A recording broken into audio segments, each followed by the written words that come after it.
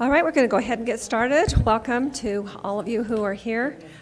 We will begin with the announcement of the meeting. It is Thursday, May 9th, 2019, 5:30, and we're going to begin our board meeting. We'll start with roll call and begin with Larry. Larry Jepson, board member. Randall Bagley, board member. Steve Norton, superintendent. Roger Pulsfer, board member. Kathy Christiansen, board member. Jeff Nielsen, board member. Terry Rhodes, board member. Dale Hanson, business administrator. Thank you. All right, we'll go ahead and have the pledge and the mission statement. I will lead us. I pledge allegiance to the flag of the United States of America and to the republic for which it stands, one nation under God, indivisible, with liberty and justice for all. Our mission is to educate students for success in a changing world.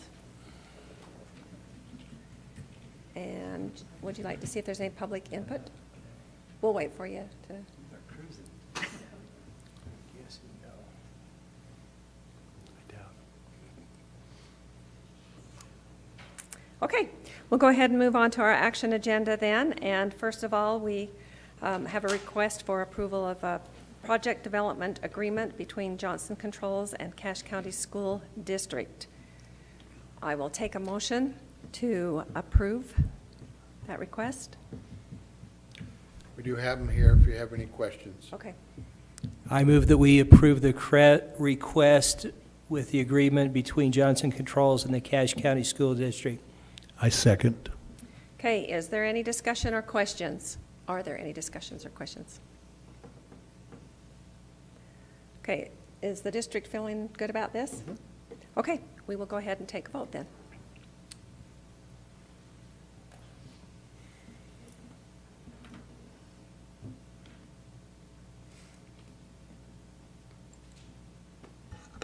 Okay, all the votes are in and unanimously in favor of the motion. Okay, Be a pleasure right. to work with you. thanks for being here. Do you have anything you want to say? Okay, good. All right, the next motion I will take is to appoint our new school board member, Chris Corcoran. All right, I make a motion that we appoint Chris Corcoran as the new school board member representing Precinct 5. Second. any discussion on that? Okay, we'll go ahead and vote on it.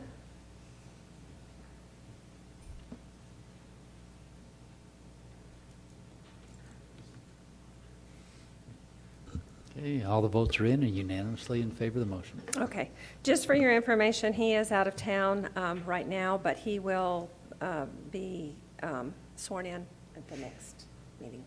Okay, all righty, we will go down to reports then, and it looks like, Joel, you're first one up.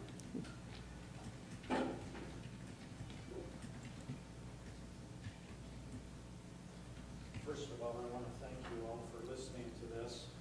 Raise it up and speak right in. Am I up there? It might not be on. Yeah, that helps too. Are we there? Yeah. Good. Much better. First of all, I want to thank you for listening to this. Let me introduce one of our school psychologists, Wes Larson. I brought him as backup if you ask tough questions. One of the things that we would like to do and consider in our district, when we in special education classify students for a specific learning disability, one of the things that we've done is in the past look at a discrepancy model. Dr. Corcoran can probably explain that a lot better than I can because it's a mathematical formula.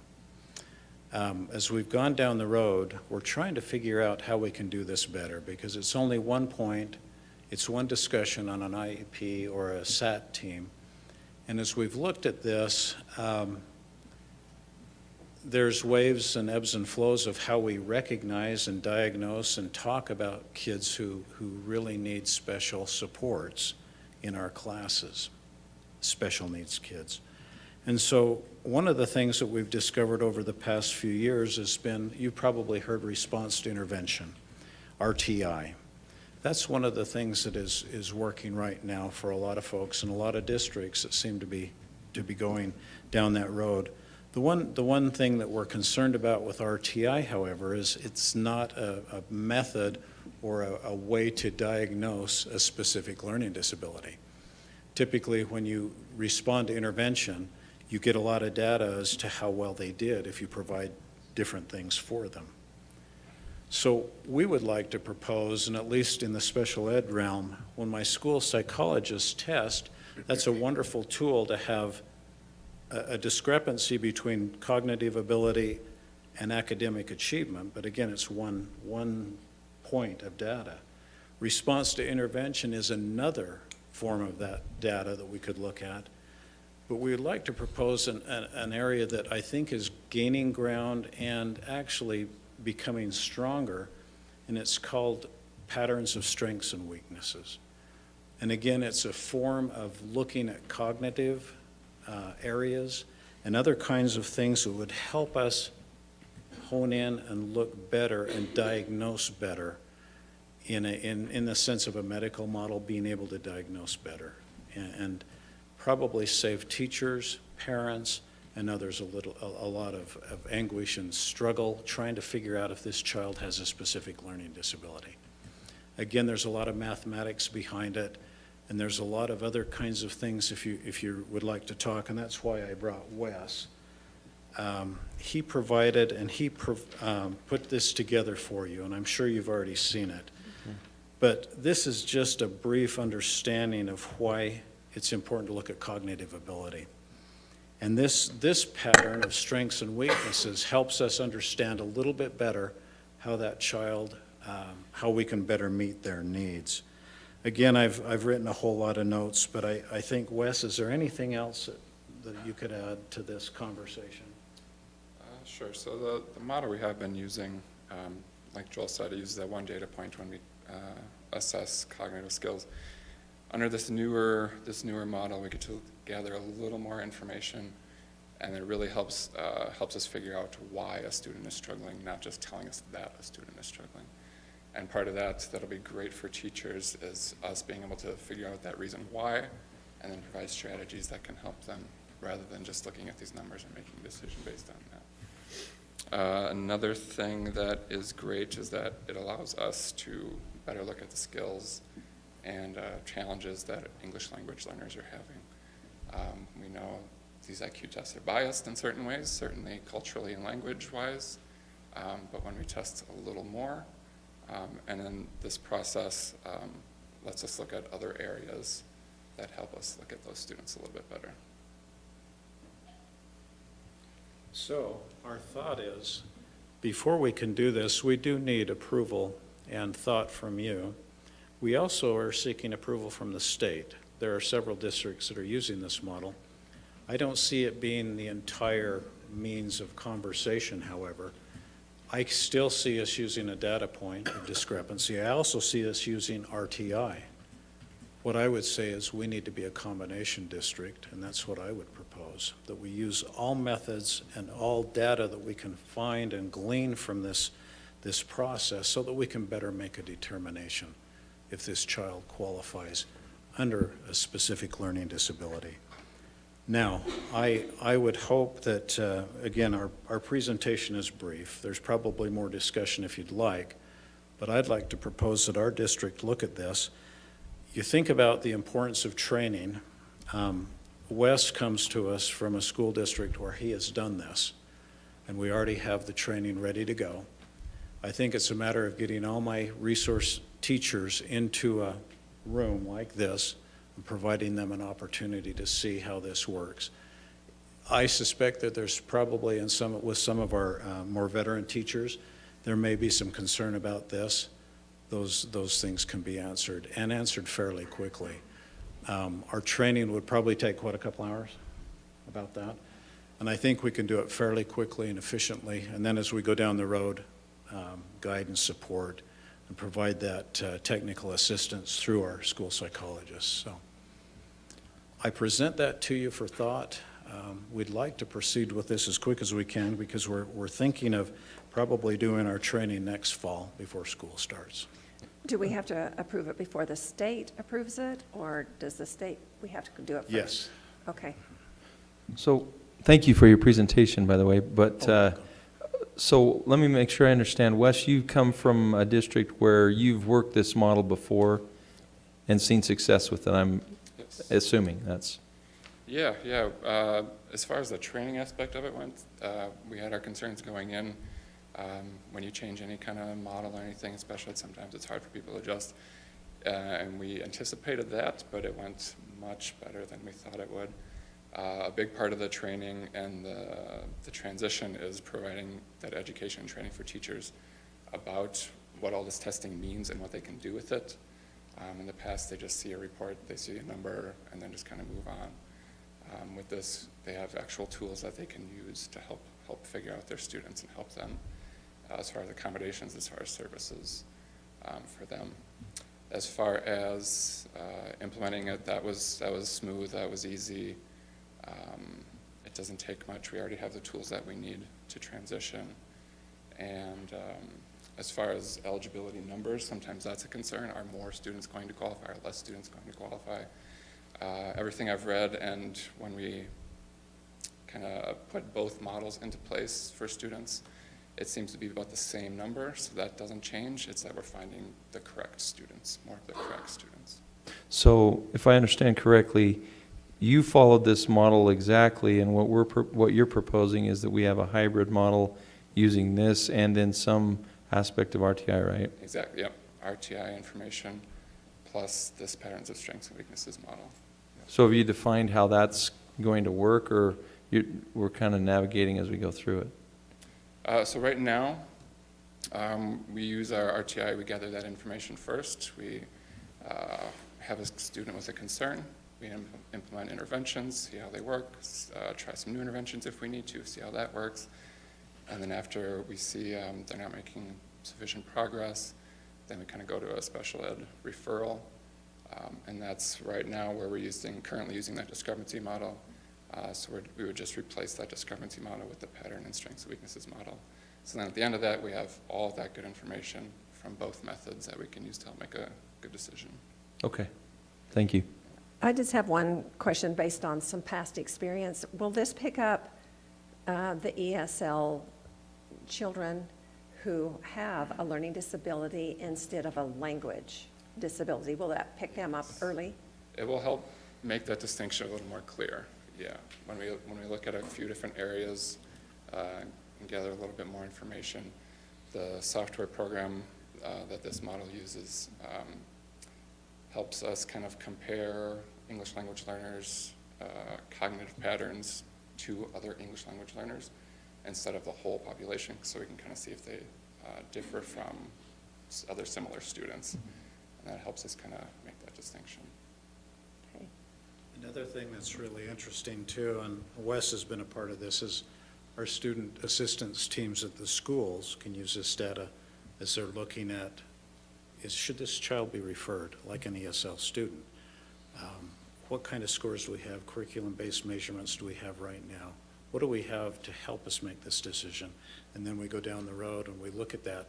And the one thing that I'm impressed with more than anything is it opens the conversation a lot better and helps the teachers have a better means of understanding where that child is, whether he be ESL, whether he be whatever. It really has, and we've watched this in the past year, just the dialogue with looking at patterns of where the kids are in terms of academic skills, cognitive skills.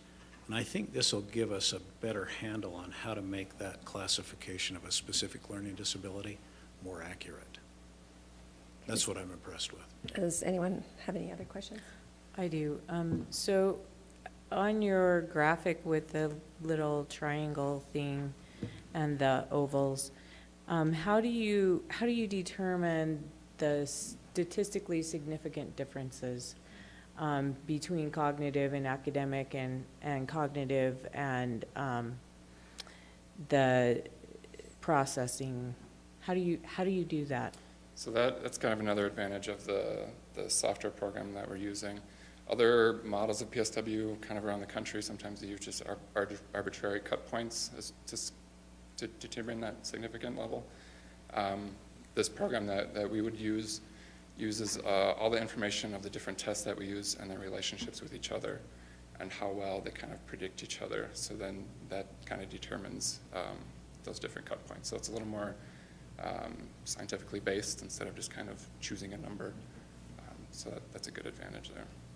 So is PSW a type of software, or is that a new one that you're going to purchase, or is it?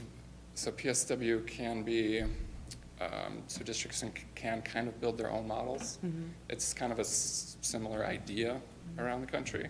But some districts can do their own models. Otherwise, there are some software programs that kind of do it more organized, and they use all that statistical information that we thought would be really good, and because we just didn't want to choose a cut point here to make those decisions. We want as much information as we can get. Okay, thank you. Anything else? Okay, thank you. Thank you.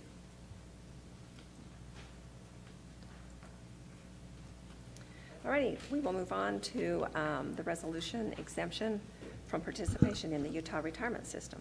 That's you, Dale. Okay, we can do this quickly. We had a compliance audit from the State Retirement Office, which we have annually. But one thing that they noticed from us is, according to be in compliance with every little small item that's required by the legislation, it requires that we have a designation showing how elected and appointed officials will be treated as far as retirement benefits. And I know we already did pass a resolution regarding Tier 2 retirement. There was a definition whether this was considered full-time employment as a board member or not. And we chose that it would not be considered as full-time. But they gave us this model of what they feel like the resolution is that we need to pass. It doesn't have to become a formal policy, it just has to be a resolution, which states, it says the following positions may be exempted from participating in the Utah retirement systems. And then it says, as elected official would be Board of Education members, as appointed officials would be the superintendent of schools and the business administrator. And so all it does is say that they may be exempted. It doesn't say that they have to or that they will not. Just leaves the door open. So I don't know what it really accomplishes, but they say that's what we need to have, is this resolution passed by the board, just to kind of set the parameters as to what options we have for retirement benefits. Aren't you and Steve on the Utah retirement? We are, yeah. So we just weird. plan on staying that way. I mean, unless, I don't know why you wouldn't. So the rest, Supports the option under a strange arrangement, you'd hire a superintendent who maybe didn't need to be on the retirement system. I don't know. Oh, like Donald Trump. Yeah. we're not hiring him. Okay. So anyway, we'll just bring this to the board to approve this resolution unless there's any So questions the on it. resolution is About that? just that they may be exempted. Maybe, yeah, Okay. yeah. So usually they're trying to tell you who all needs to be in, so I don't know why they're. Yeah. Okay. All right, thank you. Moving right along, the comprehensive guidance program approval. And that's Mike.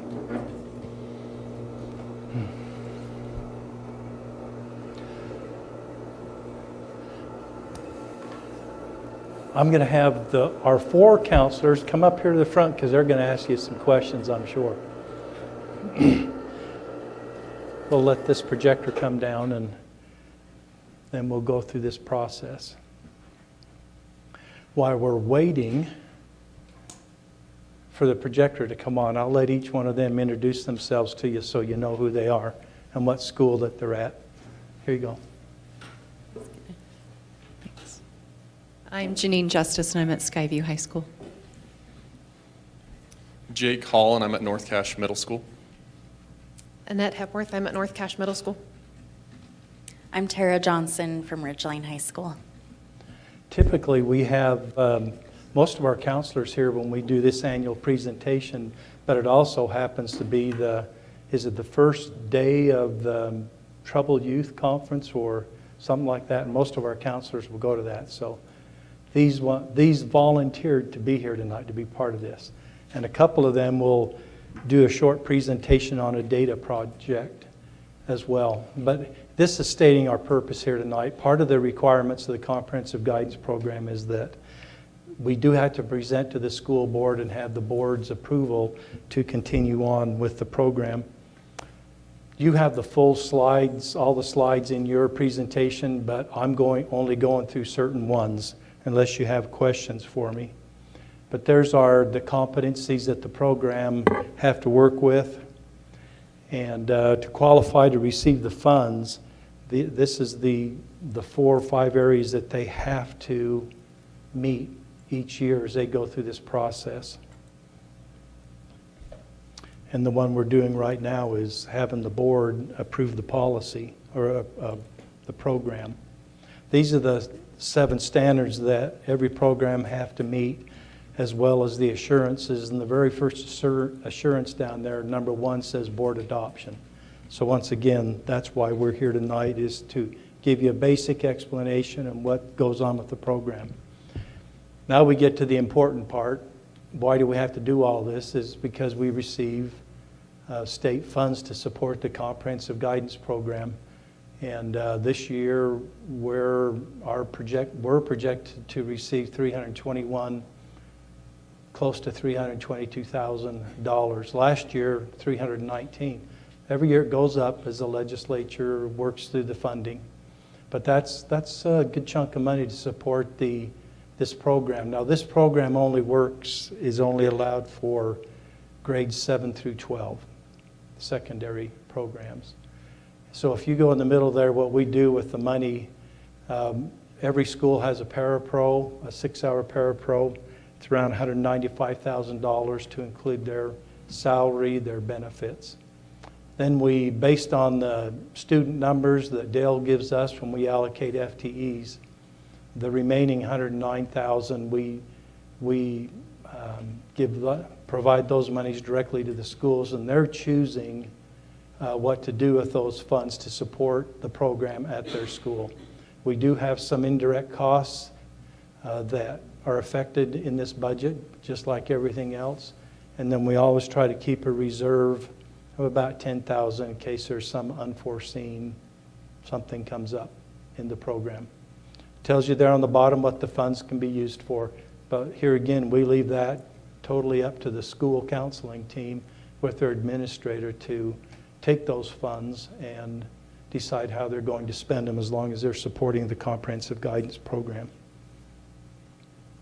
Here's our FTEs and the rate that we have to work with. If you take a look, we have 25.5 counselors now in our school district. Majority of them come out of general funds. There's a little bit that comes out of CTE funds. But this is showing you the number of counselors at each one of our schools. And this is based on a ratio that we have to meet. The reason why I have Green Canyon and Skyview in red is last year they were 3.5.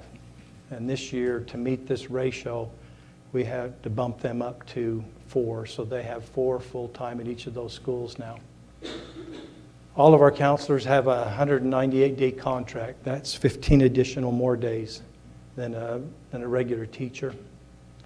The state ratio requirement is 350 to 1. So with the new counselors that we have, we're projected to have a ratio of 1 to 345. So we're barely under the 1 to 350. And part of the guidance review is we have to show that we meet the ratio to the state to receive these funds. And I've already mentioned there, the money includes a paraprofessional at each one of our schools, 6 hours, 180 days, that assist the guidance team.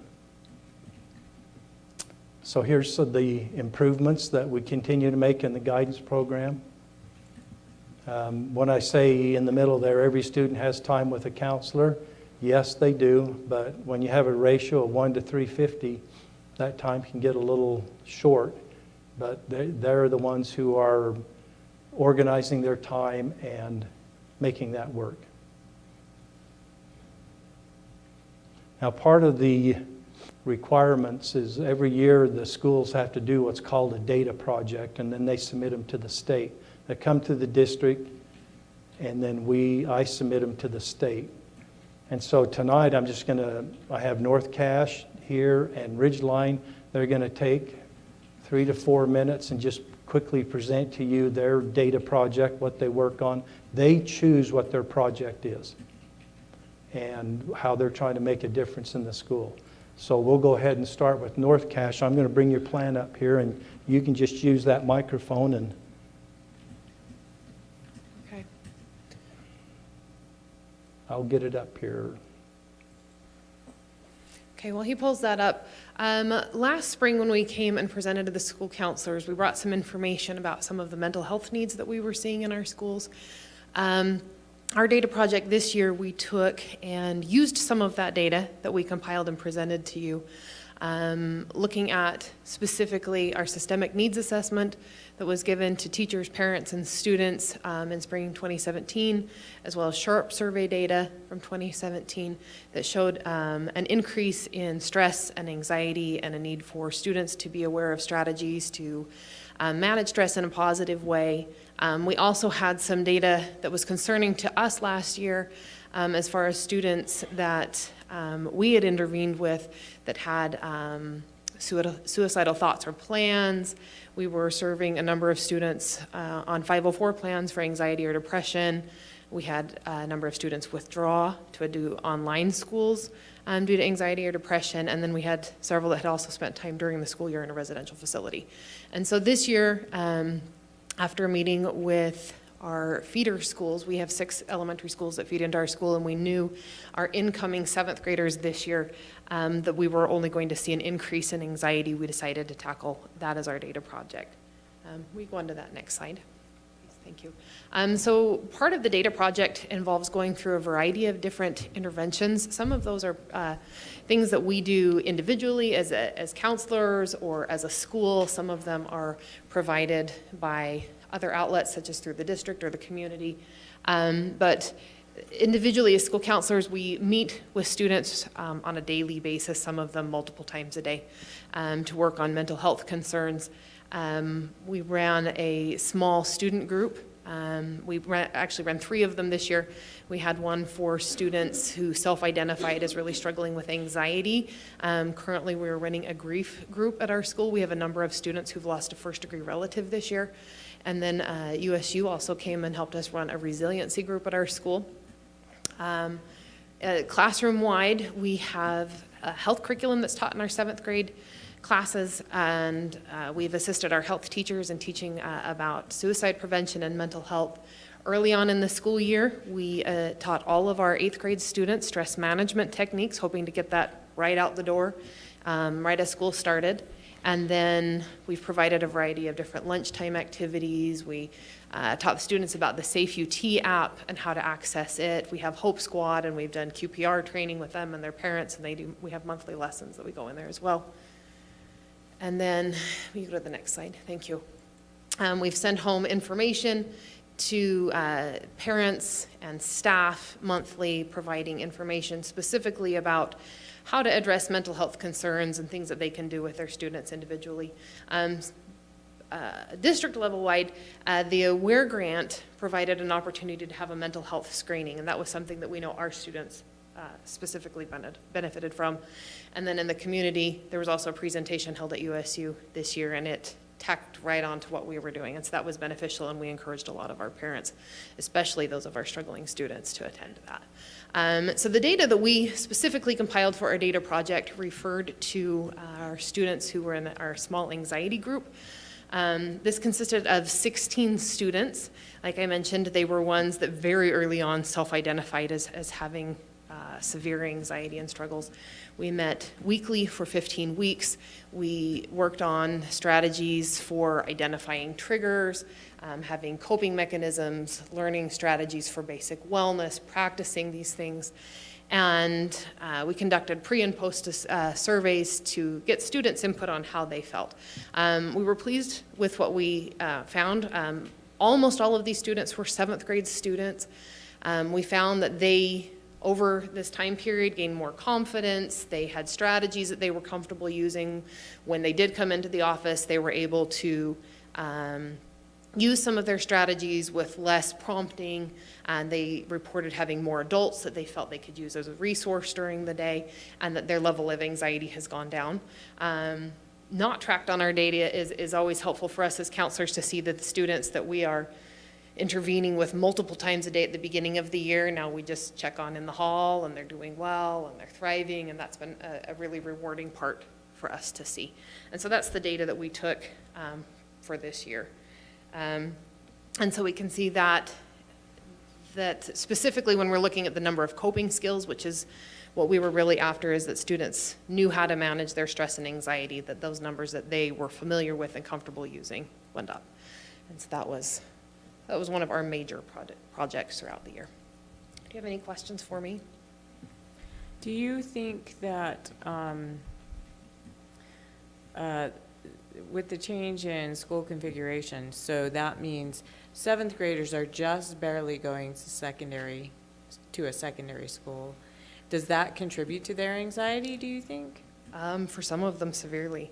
When we're jumping them from a relatively small elementary school to where they are confined to a group of 30, 35 all day long, and then we throw them into over 1,000, some of them really struggle. On the flip side, we have some that it's very freeing for, that they really quite enjoy the environment, they enjoy having new peers, but it's a very frightening experience for some of them. We have, last year and this year, we bus all of our incoming 7th graders. As 6th graders, we bus them to North Cache, we take them on a tour, we talk to them about different items that so like our band program and our orchestra program, and they meet the counseling department and the administrators and talk to them about how to open a locker and how to manage the lunchroom and things like that. And I think that helps, but it is a huge jump for them, for sure.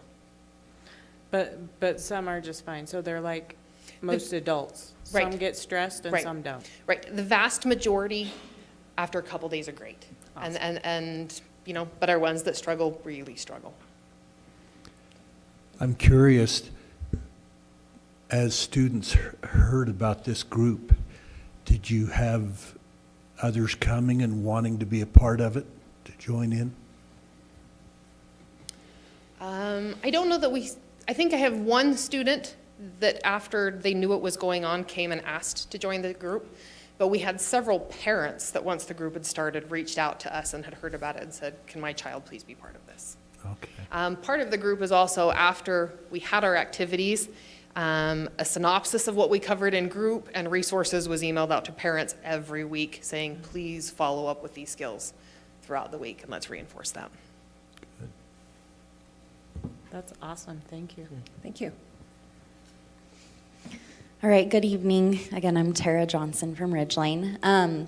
This is just a small piece of data that we look at. We have at the end of every year, we compile about 16 pages worth of data, break it down by like ACT and all sorts of stuff, and try to identify where some of our biggest gaps are and what we might need to work on. So we'll try to keep this to 3 or 4 minutes.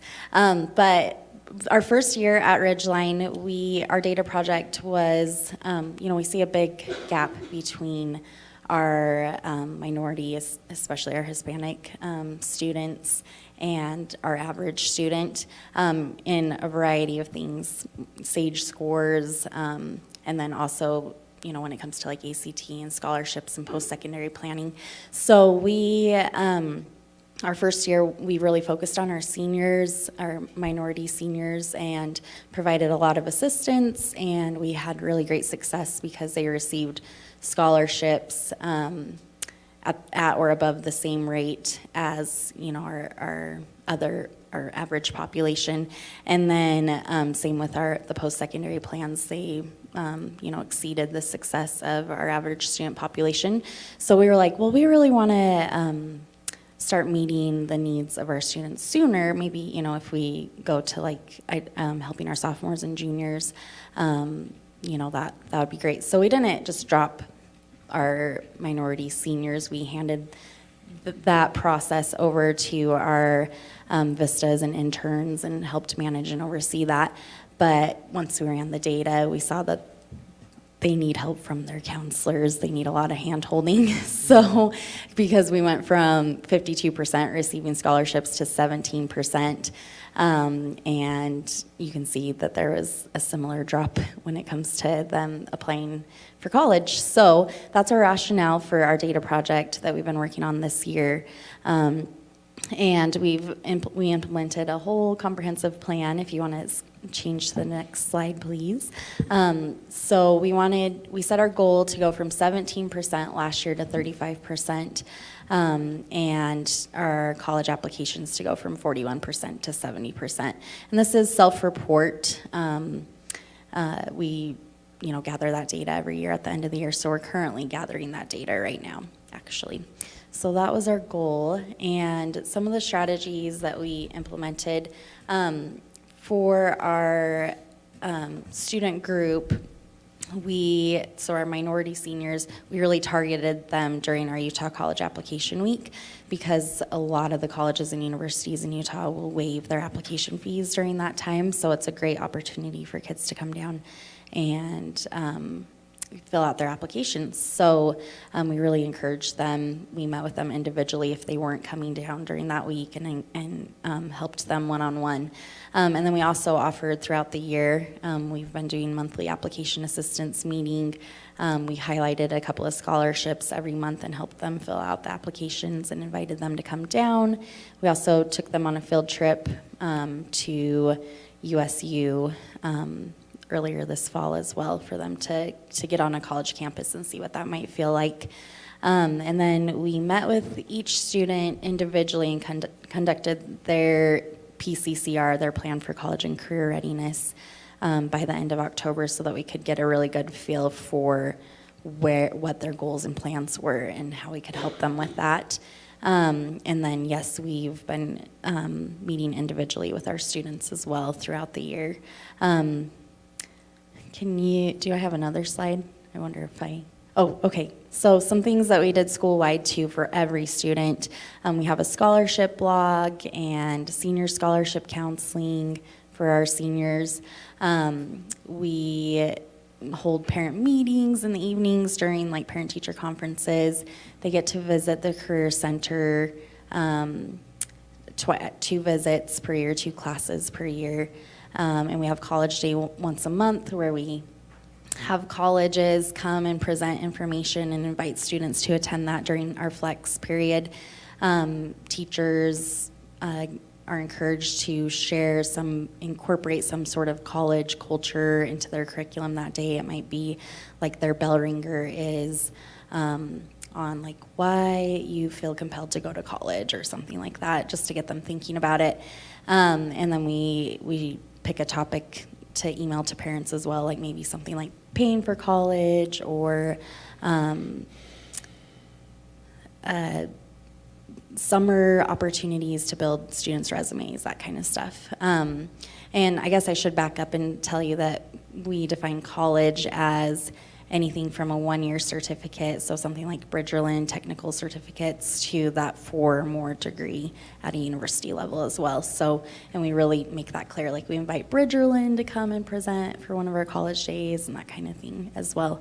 So, and then, a big part of it is Utah College Application Week. That's been an awesome program, mainly because we love being able to provide the applications for free to our seniors. So those were the interventions that we have implemented this year, and like I said, we're in the process of gathering the data now. If you wouldn't mind moving to the next slide.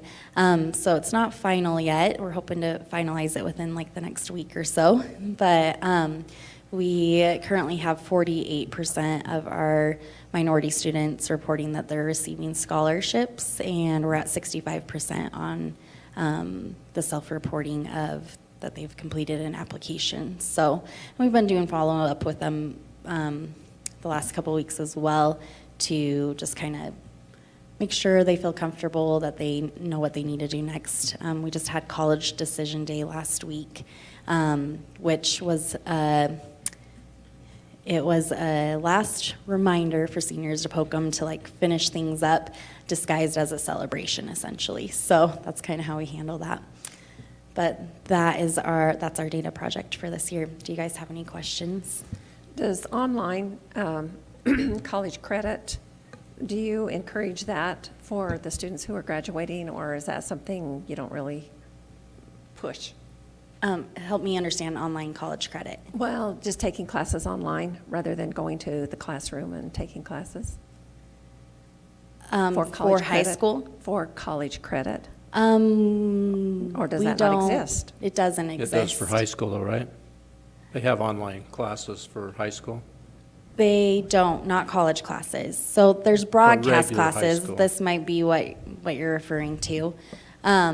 But yeah, there's not college classes they can take online at the high school level. So they could never graduate by just doing it via computer in their home from college, graduate Yes, from they college? can, yes.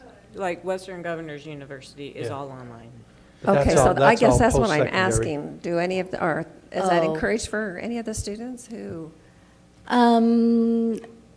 probably not? We don't really, I mean, I guess I can think of like one student that I have on a 504 that really struggles with attendance and that sort of thing. So we'll talk about that. Like, hey, there's universities where you can do it all online, sort of a deal. So I guess on an individual basis, yeah. But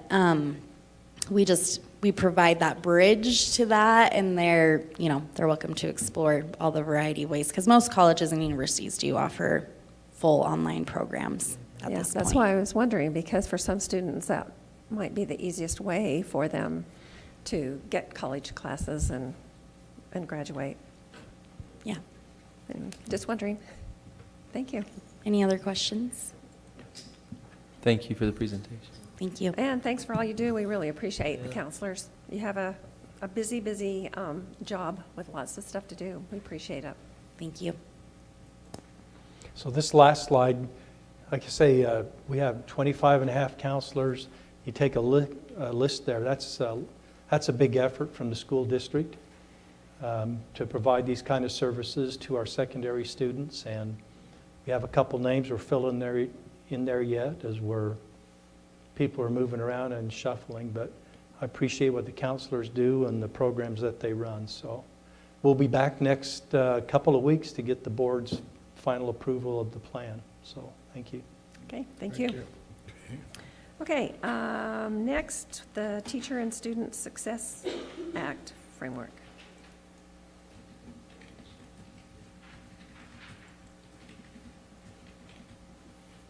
Thanks.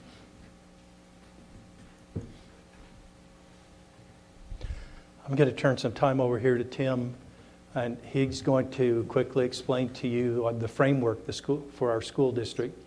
Because eventually the board has to approve this, and we'll be asking for the board's approval in our next meeting too. But Tim will explain to you the basic framework, our plan there, and a little bit of background work that's happening right now as far as the application that our schools will fill out when they're budgeting their money. So Tim, why don't you take the time? And Tim and Gary and I have been working a lot on this, but Tim has more or less put these forms together. That's why he's a better one to explain it.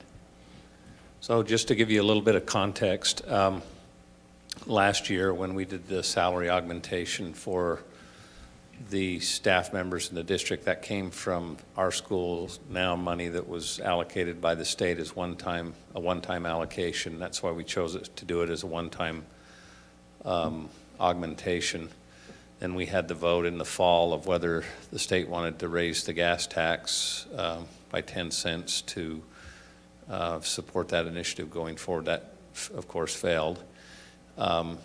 So anyway, this TSSA money is kind of a result of that, taking that allocation that they made last year, adding some additional funds to that to arrive at the number of about $98.9 million, so close to $100 million allocated to school districts.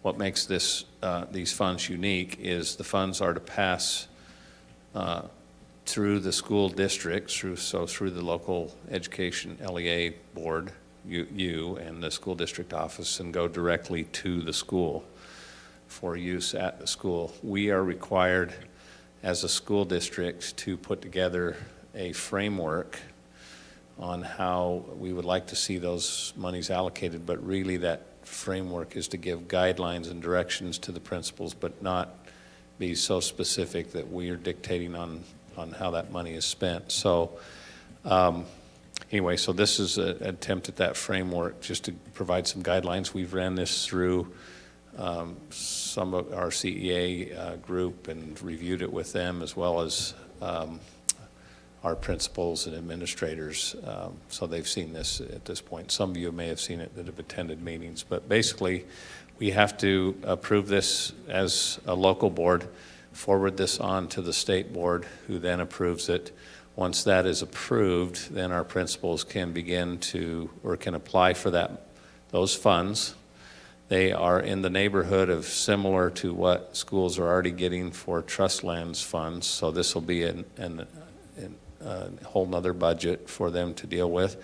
Dale's going to have to put in an accounting system for this, very similar to what we do with the land trust program, so it's going to be a little bit of a heavy lift on his side to get this in place. So basically the framework just identifies some areas that we think you can spend are important. You can spend up to 25% of the funds on teacher salary to do a uniform salary increase, and that is our intent as a district. And then if you'll notice the next 4 categories, we have 7 schools in the school district who are on targeted school improvement because of EL scores. So our EL students, or English language students, are underperforming where we think they should be. And so we've provided that as an area that we think our schools could choose to expend that money, whether they're on TSI or not. Then the next area kind of matches our land trust program, so allowing schools to pick their highest academic need and write a goal there that they would like, or several goals that they would like to address on their highest academic need. The behavior supports, very similar to what Joel talked about a little bit today, and some efforts we're making in the school district to support teachers in improving student behavior. And then the final one is just instructional technology. And if you'll notice in that one, the critical part is that it matches or aligns with their academic needs.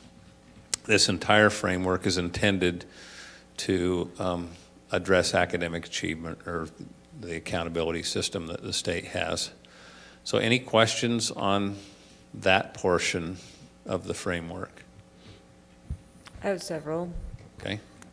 SB 149 specifically stated that in order to use 25% of them, up to 25% of this funding for teacher salary increases, that you have to be below the state average. Does this mean that we're below the state average? No, there's actually, you can use anyone can use up to 25%. To qualify for 40%, some districts will be allowed to spend up to 40% of these funds on a uniform salary increase, and it's only those districts who fall below average that are allowed, and we're above average for the state. So I think we're 16th or something like that on the list. Maybe we're a little higher than that. So yes, we can, under those guidelines, spend up to 25%, but we can't go up to the 40% level. Okay. The other question I have is, so calling this a framework, does that mean that when the principals write their plan or their request or whatever, that when they ask for money, that the funding would have to fall in one of those 5 categories? Yes, okay. That's the intent. And we think they're broad enough that as long as they're staying in that academic need area, that they can write those to suit their needs at the school district. So we tried to keep them rather broad, but give them some guidance. So I heard one principal talking to a school community council suggesting that maybe they could use some of these funds to buy more security cameras for their school. So according to the list on the second page, that's not possible. Correct, yeah. Okay. Yes, that wouldn't be in line with the framework nor the law, so. Well, she had really great arguments for how that would help it with their highest academic needs. And we'll have to, as the board approves those, we'll have to look those over and, yeah. It was great. It was a fun discussion. Okay, in this next section, these are some items taken right out of either the law itself, Senate Bill 149, or there's actually a new draft for a USBE rule that was drafted in the last board session. So you notice that they may be used for school personnel to support the categories, but they can't be used to include support personnel either at the district level or at the building level. So they exclude folks like school level administration, building maintenance, nutrition, transportation, those types of things. And then if you look down just a little further, it says you can include the following school level staff. The key point here is you can only use it for staff who directly interact with students. So counselors, social workers, mental health, tutors, media specialists, those kind of teachers are definitely on the list as well. And then here's some additional guidelines. You can't use it to support adult education or preschool. So they don't want us reaching beyond the K-12 population one way or the other. And then you can use it for before or after school, summer school programs. So you can reach outside your calendar year as far as summer programs or your school day to do things after school or before school. I'm not sure what community support programs or partnerships are.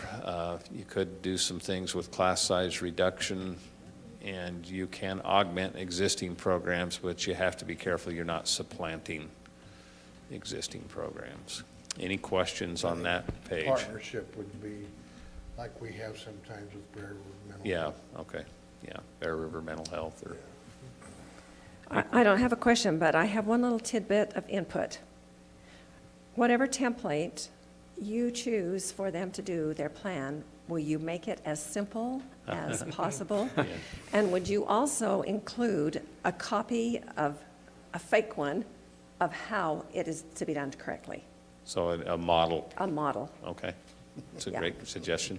So. Because I assume we're going to be reading them. Yeah, you may have noticed that we narrowed down to just the land trust plan and got rid of the school improvement plan Yes, in the last. we've been And we pushing made for it through that. 1 year before they mandated another I plan, know, so. And they got Now rid of you've the got to look at narrative, two. which I thought was unnecessary as well. I am not for paperwork, more paperwork. I'm for more time with kids. Yeah. So, and then since we're going to be the ones who read it, if they could have a model to Okay. show them how to do it correctly, then Great it's so idea. much easier to correct. Yeah, so what we've done is we've created a spreadsheet for each of the schools with a summary tab that's going to show the 4 goals that they've picked, which categories those goals fits in, how much money they're going to expend for each of those goals. So you'll have that summary sheet, and then they'll have a tab for each of the 4 goals, and it'll break down the budget categories of where they're going to expend the money. So we're trying to make it as simple as possible for you to look through that. I guess we'll tell you about it next year if Yeah, it works. we will, but I like the idea, I really like the idea of providing a model. I think We should do that'll that for help. the school lands trust plan too. Yeah, yeah. So will each pick- school have an amount, just like the school trust line? Yep, there'll be So an they'll already allocated have that amount, yeah. Based on their FTE? And it's roughly, just to give you a rough estimate, it's somewhere between $100 and $124 per student. So if you calculated how many students are in a school and times it by that, you'd get a rough estimate of what they're. Thank you for doing all of this. There's been a lot of little things you guys have had to work on this year. Yeah, there always is after a legislative session. Looks good. Okay, thank you. Okay, the fees, and then the secondary testing. I think both of those are yours, Mike, aren't they? I can maybe just add on to what Tim presented. None of these applications are going any farther than right here. Oh. None of them go to the state. Okay. It's all approved right here, and it's all handled right here. So it's going to be at the board's discretion if based on the plan that a school puts together, if they want to make a dramatic change in their plan, if you want them to come and explain to you why or not, this is the nice part about this is you're the highest level it's going, is right here, once the state approves of the framework. Perfect. So what is the timeline for them to have their plan? You want to tell them the timeline that you were told from the state? So the state requirement is that the state board approve these by June 30th. And so I spoke to someone at the state. They're hoping by the first week of June to get out. We'll submit this framework we showed you in the Utah grants system, and all the money will be allocated through the Utah grants system. So they're hoping to have those approved by June 30th. We're hoping to have at least our framework approved by you and some kind of template that the principals can use so they can kind of get started on framing these things out, even though we may not know exactly what the allocation is or have final approval. So we don't get to late summer and they're trying to scramble. So it's going to be a little rough the first year. I imagine the second year we'll all be better prepared at the state level. Will they have this money for the next school year? Yes. Yep. Okay, awesome.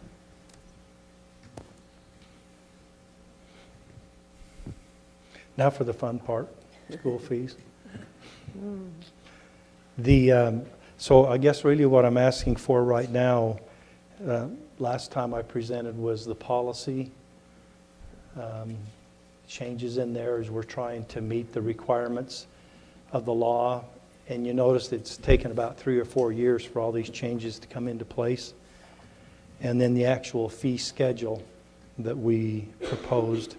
So do you have feedback from any of you on what we need to reconsider, take a look at? I have a couple of questions on the policy. Well, one on the policy. In the red section 3, the Roman numeral 3. So which page are you on? Page 1. 2. Page 2. Starts okay. on 1, goes over to 2. In section 2, or on page 2, that's Roman numeral 3, section G, number 1A. It talks about insurance, and I'm so old I can't remember what forms we had to sign when our kids went on trips. So does this statement, if we require some kind of insurance from parents for students to participate in a trip or activity or whatever, or I don't know, like close-up, when they go on close-up, are they required to have their own health insurance? Does that then become our responsibility because we're requiring it? If we require it, it is now fee waiverable. So we're not requiring that? We have not required that. Okay. The only other suggestion that I had was on the fee schedule itself, the new fee schedule for 1920. Nowhere does it say the aggregate max amount per student per year, which by law we have to publish as well. Yeah, we have 2 years before we have to publish that aggregate. Now, what we have published is the total aggregate for during the school day. Right. We've did that. And I'm just being honest with you, I do not know how you can, I'm still trying to figure out a way on how you can publish every a school year aggregate by students? To include in-school and out-of-school Right. activities. Right. You know, that's, I mean, what you do is you take the high school maximum during the school day, what'd we say that was, $350? $350, And add the highest the highest cheerleader thing and say, there's the maximum. So That's a, That might not cover it. that wouldn't I cover it know, if but like I had sons who ran cross country Yeah. and then were in swimming and then were in soccer, so, yeah, that's going to be a hard one to do. okay. It But really that's will not, be. we don't have to have that till 2020? Right, Okay. yeah, But it will be a high number, it will be. or you will cut some kids out of participation. I mean, that'll be the unintended consequence, Right. you know. So we tried to get ahead of the curve. We're not even required to publish any maximum even this year. But we're doing it to start getting used to it this year so we can work out the kinks as we go through it. So that next year, when it's required and we're mandated to do it, we're ready to roll with it. So do you know if any principals or any schools besides Green Canyon have actually had coaches fill out this activity maximum fee details page? What we're waiting for, I've emailed the draft forms out to the principals, and I told them that, you know, you need to get these to your coaches, and, well, any of your activities, anyone who offers an activity outside the school day, to start thinking about this, because as soon as the board approves it, we want these filled out before they leave this school year, or you won't get them.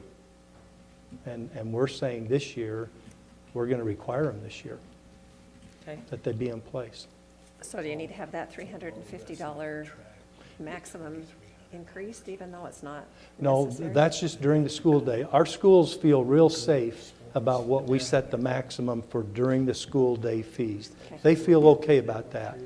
What we're It's talking the- about, It's after any school. activity outside the school day, when we set the maximum, which we have, that coach or advisor has to justify that maximum so parents can see it, line by line, on that form that we have. So do you see this as being somewhat of a good thing, or just all of it not so great? Well, Time will it tell. depends who you're asking, you know? It's transparency is what it is, you know, because there's a few people in the state who have abused it and ruffled some feathers. Everybody now is we have to toe the line a whole lot tighter and closer. And there's nothing wrong with being transparent on that. If a parent wants to know, why am I spending $900 on football or whatever it is, they can go see it, and that's why, right there.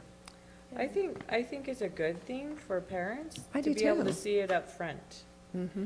and for coaches to justify that to parents up front. What's and to not so great principals. is how Yeah. much money the district may end up having to spend for this. Yeah. But I agree that it's a good thing for But parents. it's, I think Steve said it, I don't know in what meeting, because I can't remember, but said that this will prevent certain coaches from trying to shuffle money from somebody else's to cover their over expenditures, from somebody else's program to cover their over expenditures, because they have to list it out. And to me, in my mind, that's a good thing. That is. Okay, any questions or concerns? Okay, thank you. All right?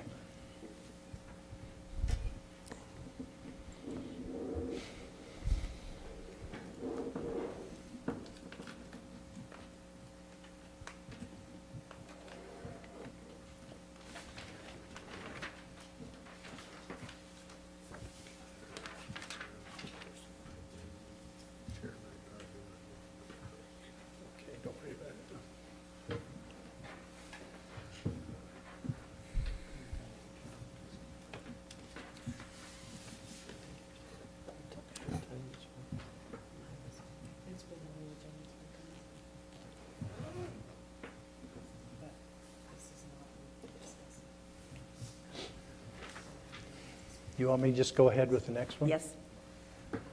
Please. I was hoping we'd get postponed this again.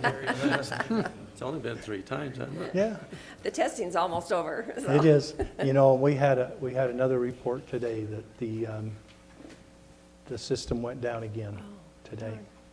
And when Tim's talked to some people, and I've talked to him too, that they're just really frustrated.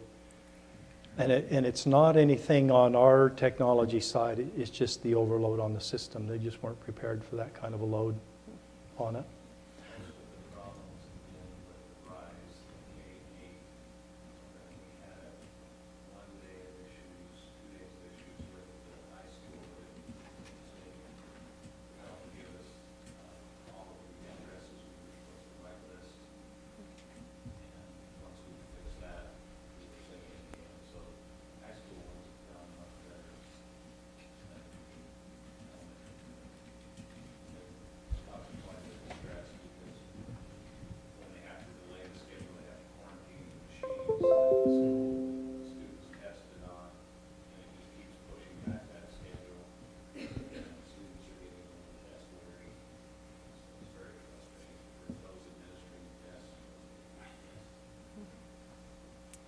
Yeah, so, you know, I know our parapros and those who are helping run those labs and supporting the testing, they're really frustrated. And they're just feeling bad for the kids. Oh, yeah.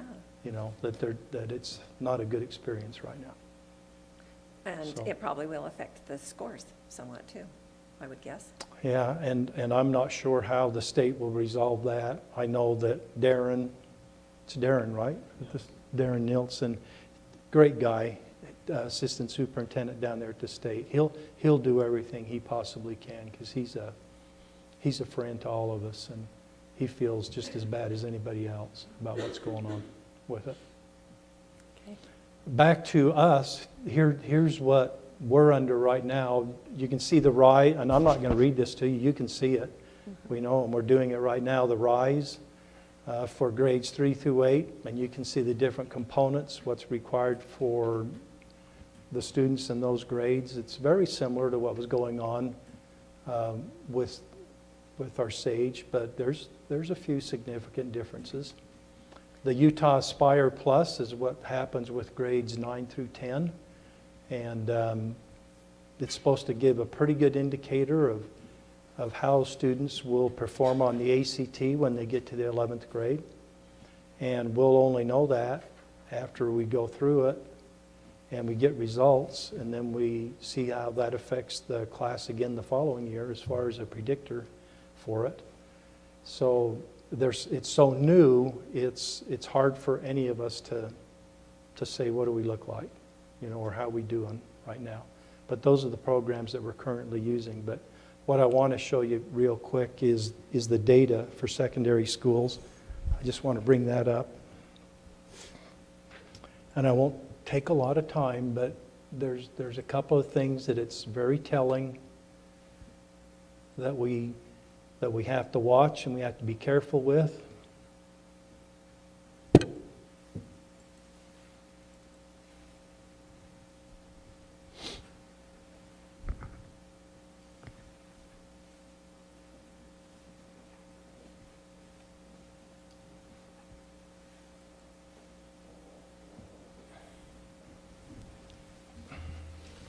Put a lot of colors in it.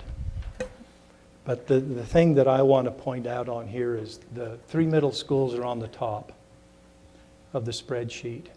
And if you look right there, right underneath Spring Creek, you can see the color, the green, the high growth. If you go across the our middle schools, all of them did very well in math. English language arts, one school did okay. But anytime you see a red, we want to be a little careful with that one when you take a look at the data and what that's telling us. That means they had low growth, and that was at North Cache in science. But in some other categories, they did very well. The main thing you look at on this one is the English learner progress, ELP, or the very first column. If you go down through that as well as our high schools, That's why it's been said over and over again that we see this wave coming to us on we are not meeting the needs of our English language kids, and we have to focus on that. Spring Creek did very well, exemplary in that area, but their population is very small in there. And Skyview, critical need. The rest are developing. So that means we have to focus in that area. And that's what this report is really pointing out to us, but we've known this. So Robin Hedgecock takes this data, gets it all for us and presents it to us. And you can look at all the other information there, the greens and the purples. Take a look at the very last column, the lowest 25% schools. All of them are at least typical growth. Okay? There's one in high growth. That's what you want to target. So as a district, we can look very good overall numbers. But if you really get into the weeds and you get down into these subgroups, there's some areas that our district we really need to look at. Which of the high schools has the largest Latino or Hispanic population? Well, you know, I didn't think it was Skyview. I thought it would be more Mountain Crest. But, and I'm not saying that, because I haven't drilled down myself to get the exact numbers at those schools. But, yeah, it's typically been Mountain Crest. Mountain Crest did, okay. Yeah. Well, they're developing when you're talking about English learner progress. Are those the three levels developing? Yeah, you see there in the middle it says exemplary, commendable, developing, and critical need on there. And as a district, we always want to be either exemplary or commendable. Okay? We don't want to be developing. We want to be higher than that. Okay? Any questions? I'm just wondering, why are they not doing SAGE anymore? How come that changed?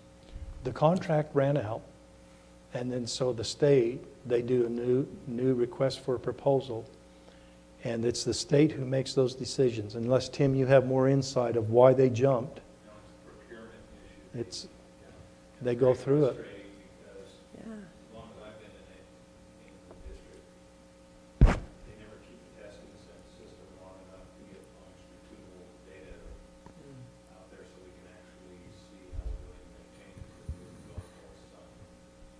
So did this So it's mean more that of the a- teachers had to come up with all new lesson plans this year to fit this test? Okay. Not necessarily. It's just a new tool, a new tool. Okay. You know, I like the part that you go down to high schools.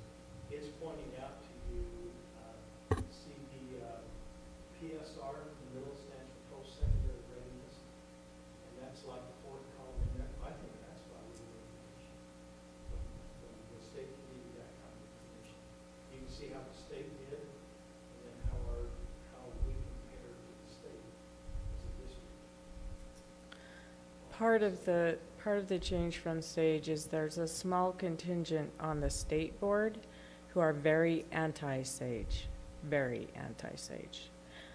because they felt like the platform and the provider for SAGE were doing data mining on our students. So they wanted the platform and provider changed. The criticism that our principals will say, and I don't know how true it is, in SAGE, they were able to get data right down to the teacher level. They could really pinpoint where's our strengths and weaknesses with my staff. So now it's not course specific, it's end of year specific. Plus the high school one is past old stage item, past CP. That's changed. So there's some positive and negatives. But, you know, it's what we have, and we'll work with it. So just one last question from me. Has the word gone out so the teachers know it's not you guys or us that made this change? It was a state decision? Okay. And the Okay. teachers are stressed about it. It's They causing, are stressed out. yeah. Yeah. Well, anytime there's a change, it's a stress. So, So they didn't lose any of the scores, right? Were they able to get all the scores that they lost back, or Supposedly, but until we actually see, you don't know? it's just tough. It's hard to ask a student, go, just do that again. Oh, yeah. That 4 hours of testing. well, then they just mark boxes. Yeah. They've done it, they're not gonna take the time. So, hey, thank you. Thanks, Mike. Yeah, that was helpful. Okay, on our committee reports, finally. I thought this meeting was gonna be really fast. Oh, my little, there we go. Okay, so something that you liked or struck you, or you would like us to look more into from the NSBA convention, we'll have Roger go first, then Randall. Okay, one that I went to was a Georgia school board one, and 10 strategies to go to the next level. And as I sat here tonight, and we're doing quite a few of those. We're utilizing the data. We're having community support. We're celebrating, reflecting. I think the district does a great job of celebrating, and you know, it's almost daily that something's on Facebook, and I think that's great that we do that. And we tried with the high school thing. We didn't get many people there, right, Jeff? But we tried. Yeah. But there's one thing that I would like to see, and they made this comment. One thing that they have tried is to have a student roundtable with the superintendent and maybe the district leaders. What are we doing well? What can we do to improve? And one of their students said the following: you give me an assignment, tell me to find the area of a triangle, or tell me to do this math problem, or ask me a question, I can do it. But if you give me a baby, I won't know what to do with it. Now, some of these kids take these babies home and they do figure it out. Same thing as I noticed when one teacher taught his kids how to change a tire.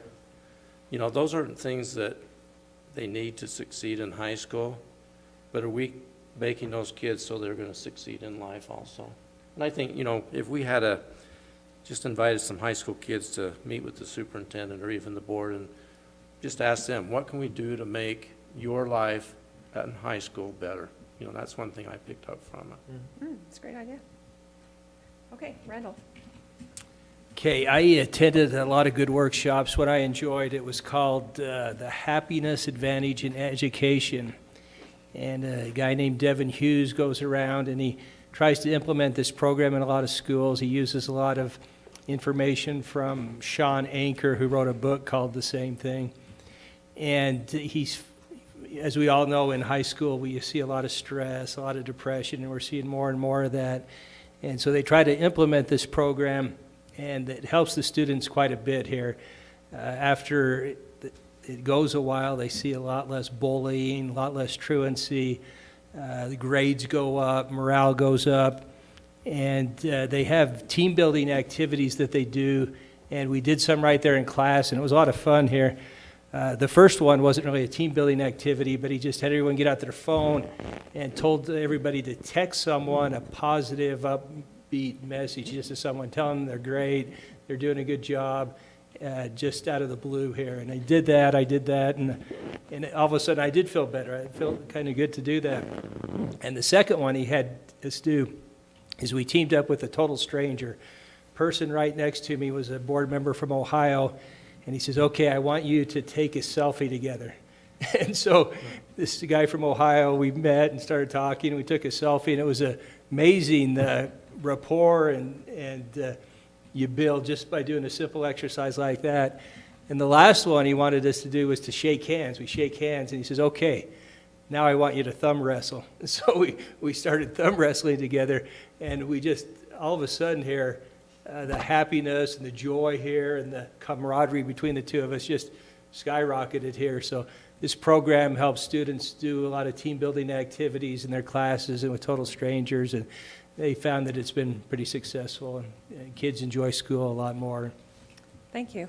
I was just talking with Kurt Jenkins today, and they're actually working on some stuff like that for the school, so it'll be kind of interesting. You might want to keep an ear to the ground and see if there's any suggestions you can give them, but since we've been doing all this testing, we have lost kind of the building of community in classrooms, which is, I think is just really important. So, would you report next time, and Dale, you would report? And if there's time, then I will. Okay. All right. And then the other thing that we wanted to do is, Larry is our policy person, and he did present the reading of this one policy for the board. And this is the second reading before we decide what to do with it. I can see no reason for this to stay in our policy, and so my proposal would be that we set this one to bed. Any discussion, questions, concerns on it? Does anyone know why it was created? Anyone been here that long? That's what I was wondering. I don't- Mike, this one says, "The board welcomes constructive criticism of the schools through whatever medium when it is motivated by a sincere desire to improve the quality of the educational program." Do you know why that one was set? No, but we did it anyway. I know. Yeah. Whether it's I- a policy or not. I just wonder why do we need that in policy? I mean, Yeah, because we just do it. why do we have a one-line policy? We don't need them. In one of the workshops I was in, back in Philadelphia, they explained that it was a common thing, especially in the late 80s, early 90s, to try to put every single act that might happen into policy. And they talked about the fallacy of that what you end up doing is tying yourself to where you can't even move or function because you've got every little nitpicky thing listed in policy, and that policies should be broad and general, and then through your district administration, you take care of the nitty-gritty and small things. Okay. Well, we'll just put this on to be voted on, and your recommendation is to vote to get rid of it. We'll do a Right. few more of these at the retreat as well, and Now, the other thing I'm seeing, and I think I'll probably hold off on this until after the retreat, but the other thing I'm seeing is several places where we could probably take 4, 5, 6 policies and combine them into one general document that would be more workable and more appropriate. okay. I think it's great that we're trying to muddle through all of these and decide what we need and what we can get rid of. So thank you, Larry. You've done a really great job, and I'll put it down as an action item next time. Okay. Okay, then on the board president report, just a couple of quick things here. So far, what I have received for the June retreat is there, but I couldn't remember what one you asked me about yesterday. What was the one item you asked me? That was 24 hours ago. Email me. Email me. So Larry is going to take the topic of the board policy committee and kind of update us on what has been suggested to our district and how it might work. And I guess if there's some policies you want to talk about that day, we'll go with that. Then Jeff, will you do the board evaluation, the data that we get back from that? I'll take the goals. One that was brought in that Randall asked for was working more effectively with legislators. Let me do that one. Okay, all right, so you'll do that one. And then I wondered about the school land trust review process. It seems like every year, as I'm looking at the plans, I have to call Ann and ask her a few more questions about some of the things. Maybe I'm the only one that it's taking a long time for everything to sink in, but do you think that would be a good topic on how we are to review those plans? And I thought we already did that, did we? talking about how to use the rubric and all Yeah. that stuff. We did talk about doing the rubric. Am I the only one that? We can always do it again. There was the very last part. It's always helpful to and review. I can't even remember what the last part is called, but it's where they total up all of their money, and Skyview did it one way. The and- summary budget? Yes, Yeah. so Skyview did it one way, and then Cedar Ridge did it a different way. So I called Ann on both of them, and she called Salt Lake, and they were both right. And I'm still thinking, okay, how can both of these be right when they were done differently? Well, that's what I think is great about the plans, is that they can reflect the individuality of the principal and the school community councils. Because like, one that I read, I don't know how many I read, but one that I read was very brief, the lines were very brief, not much explanation, but I knew what they meant. And another one, oh my gosh, all the reading yes, and I was like, oh wow, I don't need all that explanation, but I guess if you're trying to be really thorough, then that's good. And so, but it reflected very much the personalities of the two different principals. Yeah. Well, I think I would prefer to do it like April, because if we do it in June, by the time we get around to doing it again next year, I will have already forgotten. okay, okay. And we want it simple and easy. Yeah, there was one I was able to do in 5 minutes. It was like, okay, this one is awesome. And then like you, a half hour later, I'm going, okay, is this up here? Oh, okay, where is it down here? And I was circling and underlining and highlighting to try and match everything up. I think one thing that might be helpful when we have when do we have the trust lands training? Is it October? September, isn't it? September, October. Late September, 1st of October. I think one thing that would be good, it would to be more clear to, especially the principals, that they don't have to have 3 goals. If one goal is sufficient to cover their highest academic need, they only need 1 goal, because one that I read said almost exactly the same thing for 3 times to make sure they had 3 goals, because the principal understood that, or thought that they needed 3 goals for it to pass. And so I wonder if that needs to be, I don't know, brought out more in the training, just that, because there was one school who the principal has asked me multiple times this year, now I only have to do 1 goal if that's, and I'm like, yep, just do 1 goal. And so that principal did 1 goal, and it used all their money. But it's kind of conflicting because in the guidelines it says 2 to 3 goals, even On though, the rubric. yeah, even though they only need 1. So maybe we should just change that. What do you think, Mike? I'll check into the state and see if there's any more. That's what, it's so prescriptive from the state. I'll ask them, because they'll look at, they're the ones who do the final review and kickback, so I'll ask them. So should we approve the ones with 1 goal? I say yes. I say yes, that's what I did, so. Okay. That's what I did too. Yeah. And it seems like every plan, I think every plan, well, not every plan, but the majority of the plans had one little thing that wasn't quite right, that I've explained to them before, and I explained to them again, and I hope it comes back correct this next time. We'll see. But I guess I'm just feeling like, maybe I'm the one who needs some training here so that I can help them do it better. and Sounds not like have to we're all keep- having similar experiences. Not have to keep going back and change their stuff. I mean, it takes so much time to write it the first time, so let's let them know how to do it right the first time. Okay, so we'll keep the school land trust review process until April. Did anybody else have anything else they wanted to add to the retreat?